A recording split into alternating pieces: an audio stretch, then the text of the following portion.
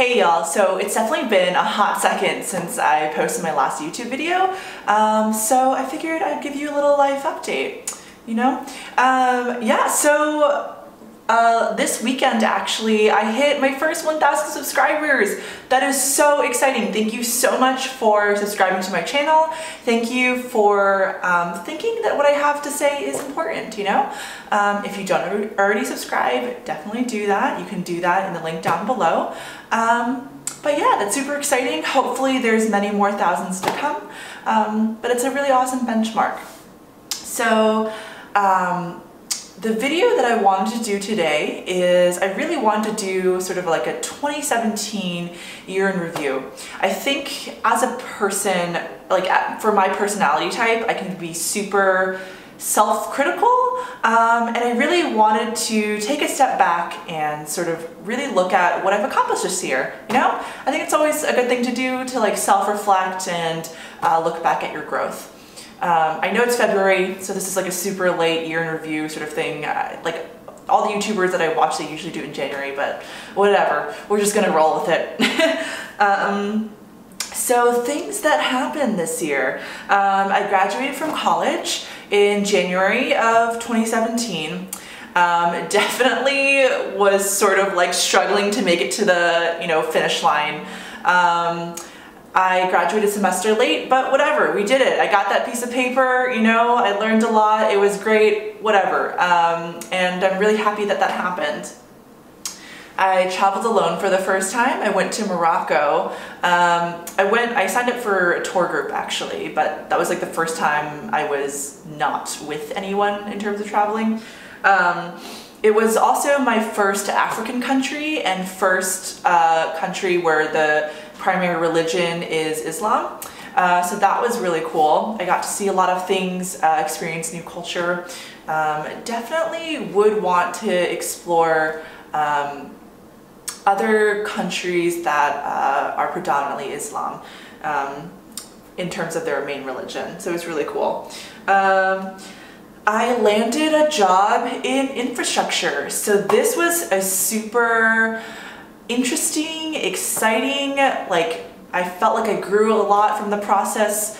It was a really awesome thing. So I definitely have shared this story before, but I wanted to get out of web development, but I didn't know where I wanted to go. So this was sort of a serendipitous thing in the sense of my friend told me to follow Jessie Frazell actually on Twitter, and she was tweeting about containers and infrastructure and Go, and I was like, oh, what is this? It sounds really exciting and I want to go into it. So I looked more into it. It seemed really fun, and so I blew caution to the wind and decided to focus on companies that do that are infrastructure software companies as my first job. It was really scary, but I think that it was great in terms of building my self-confidence in the sense of like, I now know that like I can dive into something that I don't know anything about, right? And while it was scary, it was a really awesome way to grow myself. I mean, there's also something to be said that like, yeah, I am in the beginning of my career, so expectation-wise, I don't think any of my employers are really expecting me to have a lot of domain knowledge in these areas.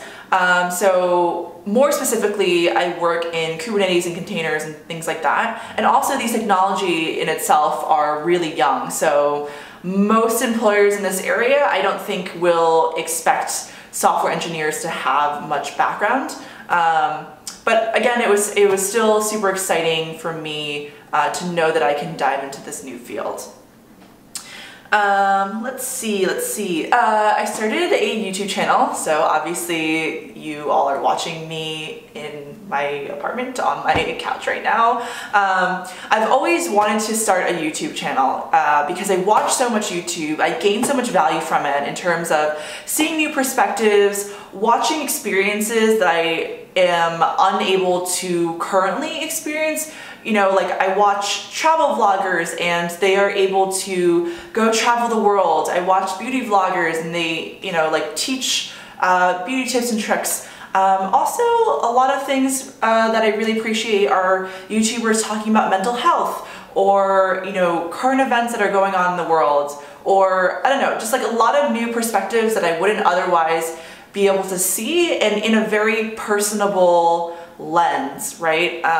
I think YouTubers in itself, they're not trying to project their experiences on other people. What they're trying to say are, these are my experiences, all experiences are valid, and this is just like one example of what someone could be experiencing. And that's something that I really appreciate about YouTube, is that I'm able to invite you all as an audience into my life in a very personable way, right? And I think that touches people in a very different way than, say, like Twitter or like the news or something like that is unable to do. I spoke at 4 conferences this year. Super awesome. Anyways, no, I think it was a very humbling experience. It was a very eye-opening experience in the sense of, like, people think that what I have to say is valuable, right? Like, conference attendees, they are paying money to consume speakers' content. And it's really awesome that, you know, like that these organizers think that I have something important to share. Like, I only started my career, right, like in March, and then 2 months immediately after that I started applying for conferences to do like Intro to Kubernetes stuff. And the fact that people thought I had something valuable to say was like it was really humbling, and it was really awesome. So the conferences that I spoke at this year were AlterConf, the Open Source Summit, Rocky Mountain Ruby, and KubeCon. I'm also scheduled to speak at DevConf in South Africa in March this year, so 2018. So the first 4 I spoke in 2017, and they were really awesome experiences. And it's really cool to sort of construct my knowledge in a way that's consumable by other people, right? And I think that is a really valuable skill that I want to continue to develop, to be able to teach other people about what I know. Like, in my opinion, like, holding knowledge to yourself, like, while having that knowledge is valuable, being able to share that is a lot more valuable for software engineering. And it's definitely a skill that I would like to develop and grow as I grow my career, you know? Yeah, so cool. Let's see, like, other stuff that has happened is moving alone. That is a very, like, moving by myself to an entirely different city where I know no one. So my first move happened when I moved to Arizona. This is where I worked at Rancher Labs. Super awesome company. This is where I started my career as a software engineer for, like, in the infrastructure world. They are also in the container orchestration, Kubernetes, DevOpsy sort of thing. And then I moved again in the same year to Seattle to work at Heptio, and that was the move where I moved alone.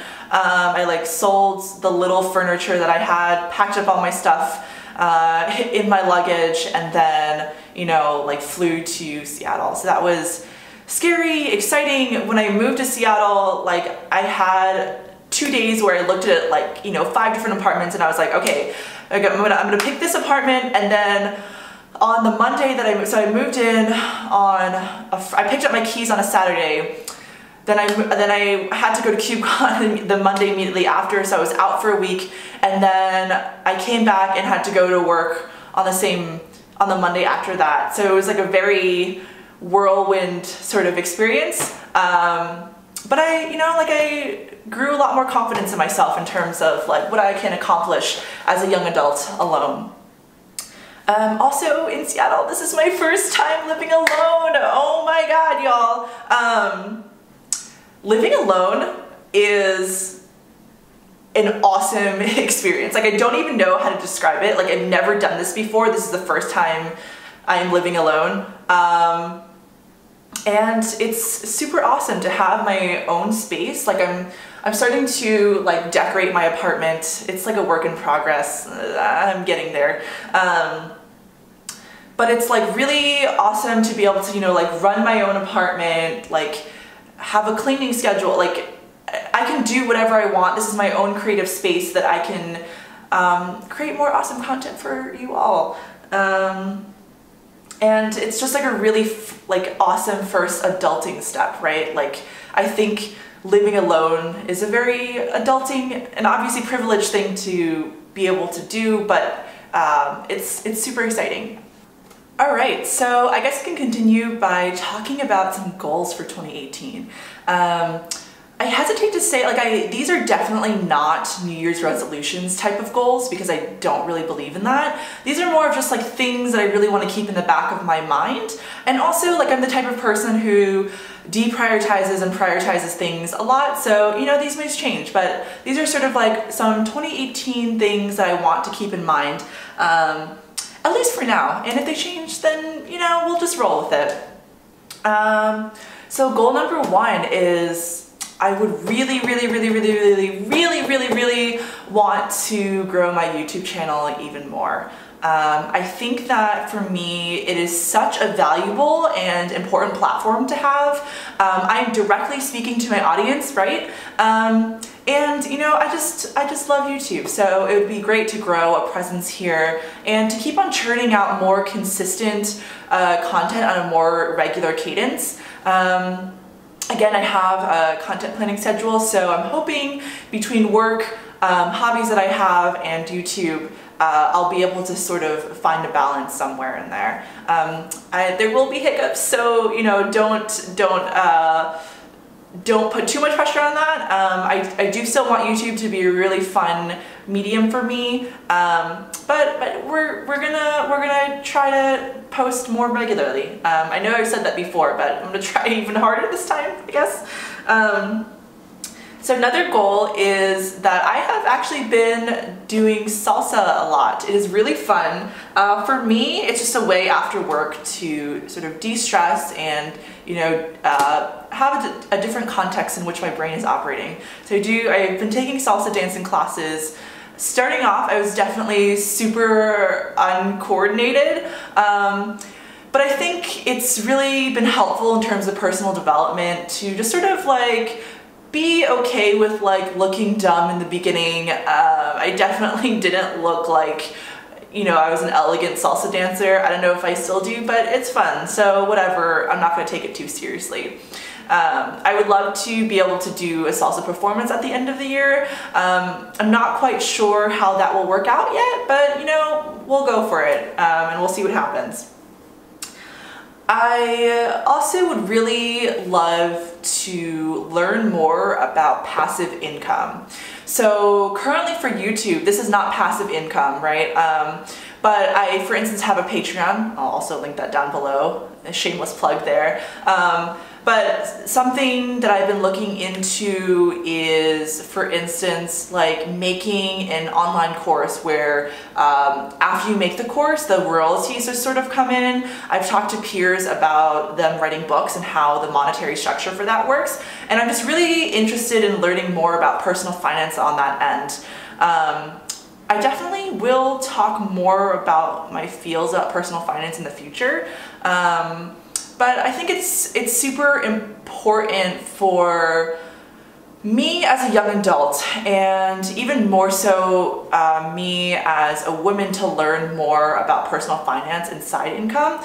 Because I think it's a topic that a lot of women especially, and a lot of people who come from immigrant families, don't know a lot about. There's a lot of knowledge that is on the internet that I just haven't really looked into yet, because to be honest, personal finance is kind of scary. I wouldn't say that I'm not responsible with my money, but it's more like I will spend within my means, but it's more of I just I want my money to work more for me, right? But I just don't know anything about that. So personally, I would really love to learn more about that. Who knows, maybe I'll try to talk to someone who knows a lot more about this and come on my YouTube channel. So if you do know about personal finance, and specifically also maybe even more so for personal finance as a software engineer, for instance, if you wanted to talk about stock options and how RSU works and all of these terminology, let me know. If you're in Seattle, come on my channel. I would love to have you. I also really want to work towards contributing to upstream Kubernetes and contributing more to open source. This is definitely a goal that I don't want to take too seriously because I do like have a full-time job as a software engineer and I don't want to burn myself out.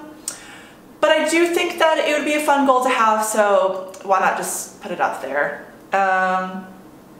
On a professional level, something I think is more important to me is I would really love to take the lead in terms of developing a feature for a product. I think there's a lot that goes into building up to this, right? You need to build out the design doc, you need to talk to different teams, you need to talk to your engineering manager, you need to talk to your engineering lead, and there's a lot more that goes into this outside of just coding, right? You need to like think through each step, edge cases and things like that, and I would love to be able to build that up to that professionally. And I don't know if it's going to happen this year or if it's going to happen next year.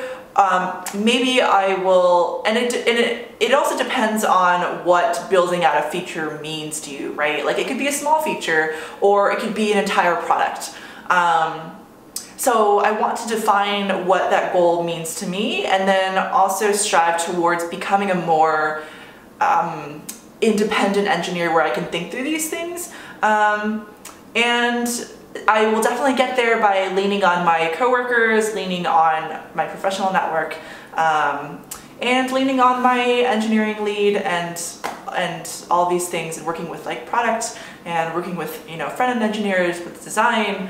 But I have confidence I can get there. So that would be awesome to have as a professional development goal. And lastly, I think a goal that I have is being better at managing anxiety. And I say this as I don't know if I would I would qualify myself as a super anxious person, but when I am anxious, it's like a very strong feeling. So I don't know if you all have ever done this where you sort of like look at this pile of work and just like imagine it in your head as sort of this mountain, right? And so therefore, like whenever that happens, I like either immediately take a nap or I just like procrastinate really hard because for me, it's really hard to like take chunks off of this like pile of work. And to me, that's really stressful. And I really want to be better at managing this anxiety, managing like perceived expectations versus what's the reality, and being able to take off these chunks of work at a manageable rate and not like build this pile of work up to be more than it is. And I think that's just something I really want to work on in terms of the personal development sort of thing. And also just like being less critical and less intense, I guess, about things. I think I take everything that I do very seriously, and I promise you this is not great. I think there's a lot of things that I don't need to take as seriously, like for instance like hobbies. Like it is very unnecessary to take everything seriously because it builds up more expectations and more stress than needs to be there. So I would like to, you know, like be a little bit more chill, and I am not a very chill person. I think I'm chill in like some regards in terms of like social interactions, but like in terms of the way I conduct my life, I am totally not chill. But we're working on that. We're definitely working on that. And yeah, I'm like so excited for the rest of 2018. I hope that I grow personally, I grow professionally, I grow emotionally, and it's gonna be a really awesome year. So thank you again so much for subscribing to my YouTube channel and taking what I have to say seriously.